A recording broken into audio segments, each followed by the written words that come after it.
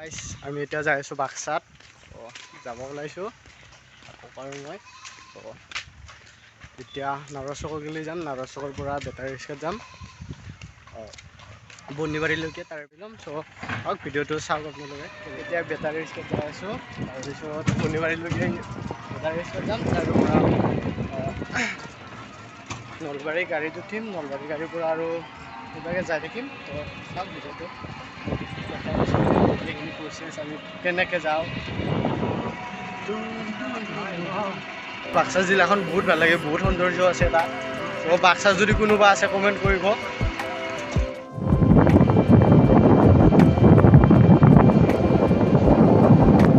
মাছৰ লগতে জড়িত হয় বেছিভাগ মৎস্যৰ লগতে থাকে ইয়াতে আৰু ইয়াত এখন ডাঙৰ এখন দলং আছিলে পানীৰ জমাৰে মই দেখাম বাৰু এইটো মোৰ তাতে আছে এতিয়া ভাবি পেলালে প্ৰথমখন দলং পালে এইটোৰ নাম চালুৱা নদী বুলি কয় আগতে বহুত ডাঙৰ নদী আছিলে কিন্তু এতিয়া অলপ অলপ পানী আছে আৰু ইমান নাই আগৰ দৰে কিন্তু আগতে বহুত ডাঙৰ নদী আছিলে চালুৱা নদী ধুনীয়া ভিউ গাইছ ইয়াতে খেতি জয়া খেতি কৰিছে পালোঁ আৰু অলপ আছে তাৰপিছত বন্দিবাৰীৰ পৰা নলবাৰীৰ গাড়ীত যাম তাৰে পৰা আৰু নলবাৰীৰ পৰা বাগানপাৰা গাড়ীত উঠিম বাগানপাৰা গাড়ীত উঠি কদমতলাত নামিম চ' তাতে আমাৰ মাহীহঁতৰ ঘৰ হয় আজি মাহীহঁতৰ তাতে থাকিম আৰু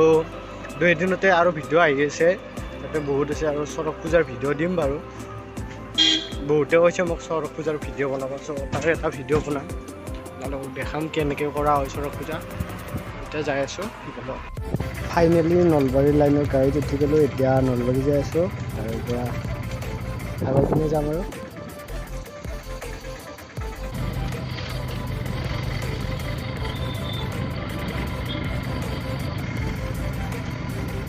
ফাইনেলি আমি বেলচৰ পাই গ'লোঁ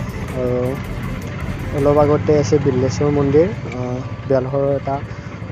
ডাঙৰ ঐতিহ্যময় মন্দিৰ আৰু ইয়াতে বুঢ়া স্কুলৰ ভিতৰৰ ঘৰ হয় আগৰ এইটোৱে হ'ল বিল্লেশ্বৰ মন্দিৰ বেলচৰৰ আপোনালোকে আহি পাইছেনে জনাব এতিয়া মন্দিৰটোৰ কাষেৰে যাম সোমাব টাইম নাপাম এতিয়া চ' এতিয়া নলবাৰী যাব লাগিব চ' চাওক ভিডিঅ'টো চাওক কেনে লাগে জনাব কমেণ্টত আশা কৰোঁ সকলোৰে ভাল লাগিব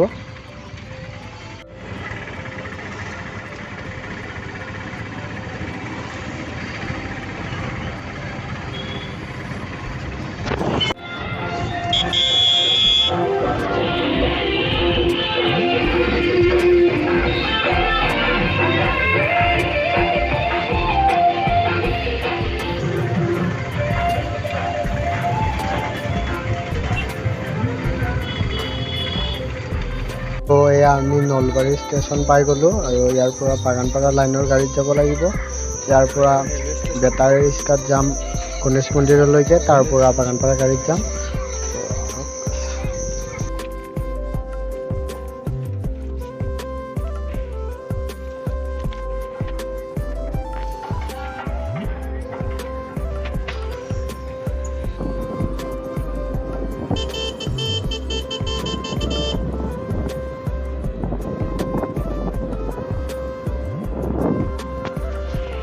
এয়া ৰাস্তাৰ মাজতে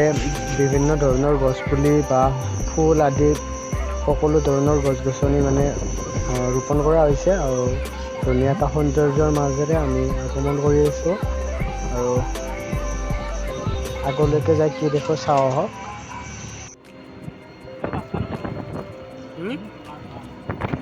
এতিয়া গাড়ীত উঠিলোঁ ইয়াৰ পৰা টোপলীয়া যাম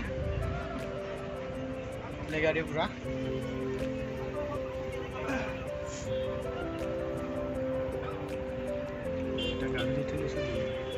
আমি আমাৰ নগদ